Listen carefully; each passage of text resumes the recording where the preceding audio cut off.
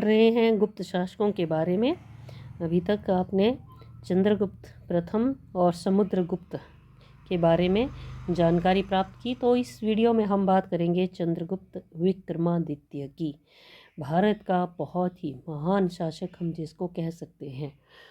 चंद्रगुप्त विक्रमादित्य गुप्त वंश का ये भी एक बहुत ही महान शासक हुआ, और इसी के साथ साथ चंद्रगुप्त विक्रमादित्य का पता चलता है गुप्त काल के उपलब्ध एक अभिलेख, जिसमें समुद्रगुप्त के 2 बेटे, एक का नाम था रामगुप्त और एक का चंद्रगुप्त की जानकारी मिलती है।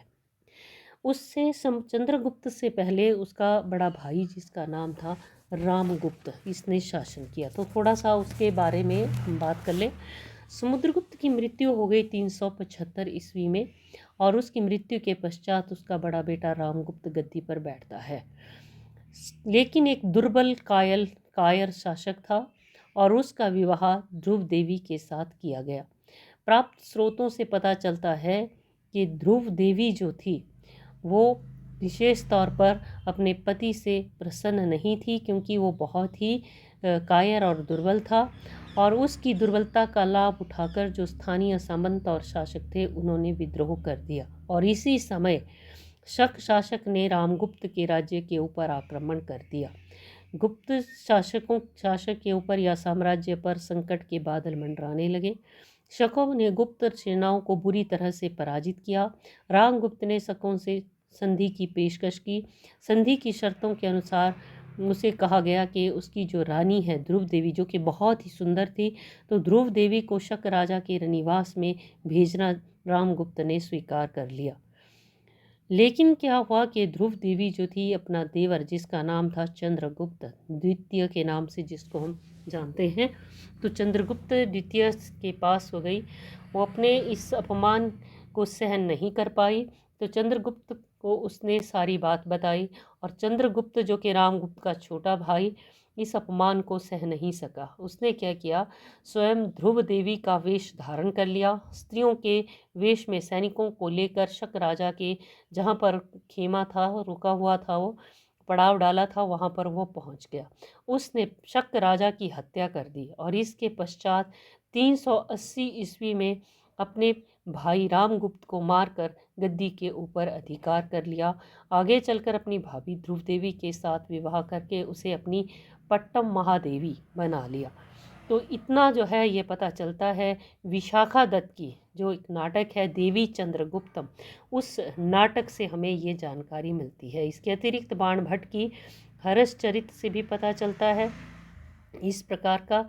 तो इस तरह से 380 में जो रामगुप्त है उसकी मृत्यु हो गई, और उसके पश्चात गद्दी पर 375 से 380 में उसकी मृत्यु हुई, तो उसके पश्चात गद्दी पर अब बैठा चंद्रगुप्त विक्रमादित्य, जिसने 380 से 414 ईस्वी तक शासन किया। चंद्रगुप्त द्वितीय समुद्रगुप्त का छोटा बेटा, माता दत्ता देवी मुख्य रानी यानी कि पटरानी थी। 380 ईस्वी में रामगुप्त का वध करके गद्दी के ऊपर बैठा, और चंद्रगुप्त द्वितीय या विक्रमादित्य के नाम से वह प्रसिद्ध हुआ। अभिलेखों से उसके भिन्न भिन्न नामों से उसको पुकारा गया है। सांची अभिलेख में उसे देवराज वाकाटक, राजा प्रवर सेन द्वितीय के अभिलेख में देवगुप्त, और कुछ सिक्कों पर उसको देवश्री कहा गया है। शासन की बागडोर संभालते समय उसके सामने 2 समस्याएं थी। रामगुप्त के समय गुप्त साम्राज्य में फैली अव्यवस्था को दूर करना, और शकों की शक्ति को मिटाना, जिन्होंने गुप्त राजकुल की इज्जत के ऊपर दृष्टि डाली थी। तो उसने इन सब से निपटने का जो है एक प्रकार से मन बना लिया। अपने पिता की भांति वीर साहसी था चंद्रगुप्त विक्रमादित्य, और ये कहा जाता है कि उसने काफ़ी जो है राज्यों के साथ संबंध भी स्थापित किए, अच्छे संबंध। तो सबसे पहले लेंगे हम उसकी विजयों के बारे में। चंद्रगुप्त विक्रमादित्य की पहली है उसकी पश्चिमी भारत की विजय। चंद्रगुप्त विक्रमादित्य ने सबसे पहले पश्चिम को जीता।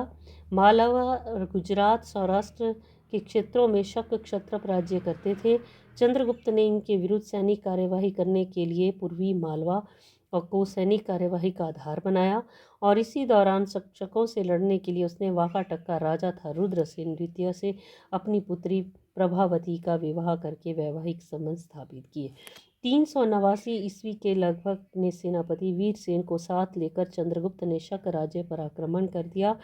क्योंकि ये क्षेत्र उपजाऊ थे, दूसरे ये विदेशी थे, किसी भी गुप्त साम्राज्य के लिए हानिकारक हो सकते थे, अतः चंद्रगुप्त ने शक राजा रुद्रसेन को पराजित कर मौत के घाट उतार दिया। गुप्त सम्राट ने मालवा, गुजरात और सौराष्ट्र के क्षेत्रों को अपने साम्राज्य में मिला लिया। चंद्रगुप्त द्वितीय ने इससे जो पश्चिम भारत उसने जीता, तो विक्रमादित्य अर्थात शूरवीरता का सूर्य और शकारी यानी कि शकों का शत्रु, ये उपाधियां उसने धारण की जब उसने पश्चिम भारत को जीता, यानी कि उसने शकों को जीता। इस विजय के परिणाम स्वरूप चंद्रगुप्त का मान सम्मान में वृद्धि हुई। पश्चिम भारत में मालवा, गुजरात, सौराष्ट्र के प्रदेश उसको मिले और साम्राज्य की सीमाएं अरब सागर तक पहुंच गई। इसके साथ साथ उसने कैम्बे, भड़ौच, द्वारिका, सोपारा की बंदरगाहें उसके अधीन आ गई। उज्जैन नाम का प्रसिद्ध नगर गुप्त साम्राज्य में मिल जाने से शीघ्र ही ये सांस्कृतिक और धार्मिक शक्ति का केंद्र भी बना और गुप्त राजाओं की ये दूसरी राजधानी भी बन गया। फिर है उसकी बंग की विजय, यानी कि बंगाल की विजय। बंगाल की जीत का पता महरौली के चंद्र के लौह स्तंभ से हमें पता चलता है कि उसने बंगाल को भी जीता। तो ये कहा जाता है कि बंगाल को जीतने के लिए उसने क्या किया, ये जो बंग विद्रोही शासक थे उनका उसने दमन किया, पश्चिम बंगाल के बहुत से राजाओं को पराजित किया और उनके राज्यों को अपने साम्राज्य में शामिल कर लिया। फिर है बहाली से युद्ध। चंद्रगुप्त द्वितीय के महरौली स्तंभ से पता चलता है कि उसने सिंधु नदी की 7 शाखाओं को पार करके बहालीक नामक जाति को पराजित किया। उसने शायद इतिहासकार कहते हैं कि बैक्ट्रिया तथा बलक के लोगों को बहालीक कहा जाता है, तो इनको भी उसने पराजित किया और इस तरह से शांति व्यवस्था की स्थापना की। फिर है शकों की पराजय। चंद्रगुप्त द्वितीय ने विद्रोही जातियों जैसे कि कुषाण हैं, शक हैं, इनको भी पराजित किया। उसने वाकाटक नरेश की सहायता से 400 ईस्वी में चंद्रगुप्त द्वितीय ने शकों के ऊपर आक्रमण किया।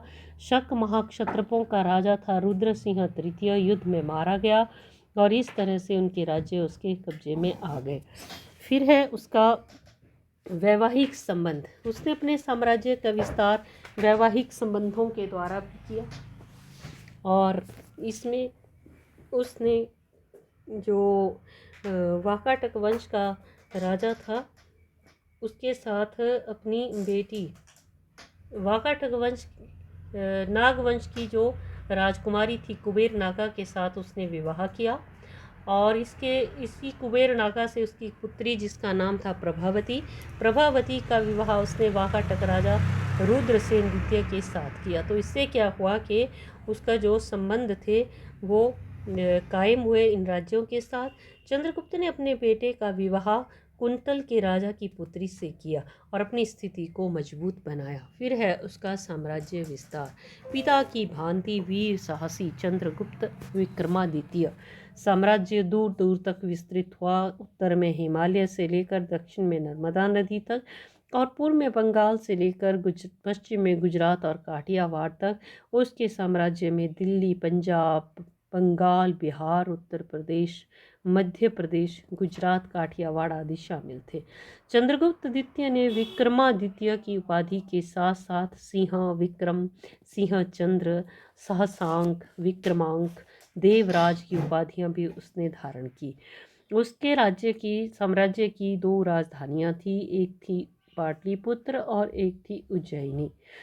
चंद्रगुप्त के सिक्कों से हमें पता चलता है कि उसकी किस में रुचि थी। उसने अश्वमेध यज्ञ भी किए और 414 ईस्वी में चंद्रगुप्त विक्रमादित्य की मृत्यु हो गई। तो ये था चंद्रगुप्त विक्रमादित्य का जीवन।